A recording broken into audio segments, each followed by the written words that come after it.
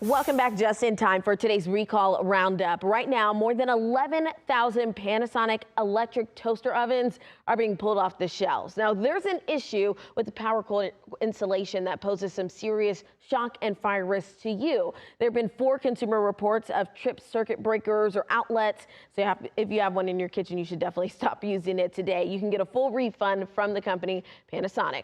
2 Ford SUVs are being recalled right now because of an issue with the second row seats. The recall affects certain 2020 to 2027 Lincoln Aviators and 2020 to 2026 Ford Explorers. Now, the seat defect increases that chance of someone getting hurt if you do happen to get into a crash. If you have one of these SUVs, you need to take it to the dealership to get it fixed for free.